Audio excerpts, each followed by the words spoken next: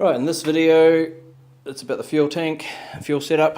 Being that I'm going to go EFI, I've gone with the tank sink tank. The one I chose was the 66 to 68 Mustang tank. I've got an EFI one, so I've got the inlet. I don't know, sitting up here, I'm missing the bolts right at the moment. Someone are going to send me the bolts. Got a fuel pump, 600 horsepower inboard one, and the 0 to 90 sender. All in the chassis rail.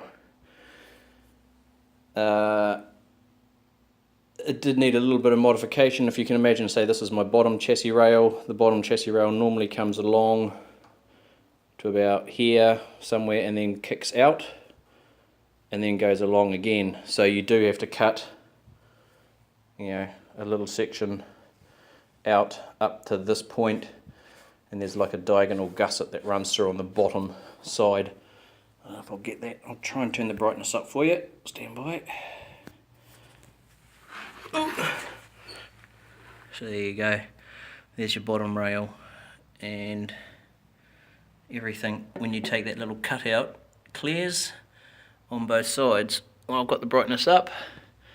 I'll look down the inside here. You can see my little bracket. There's an L bracket in there. And what I've done, so you got the L bracket comes across onto the side of the chassis rail. Ooh. And the L bracket is held on by two 10mm bolts, or 14mm heads, whatever way you want to look at it.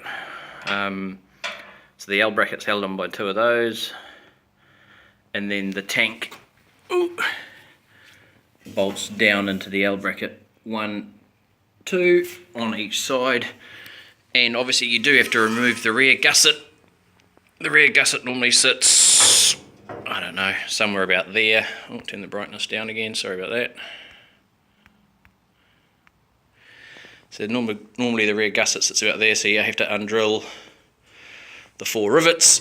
But then when you go to mount the rear bar back in, as you can see, I'll turn the brightness back up again. It actually slides in underneath, and now I'm going to be able to put 2 bolts, 1, 2, into that rear panel, and that'll sit just somewhere in there.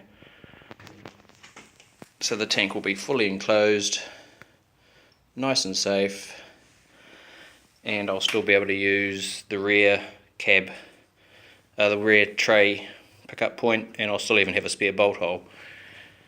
So there you go, Mustang tank installed, except for some fuel line.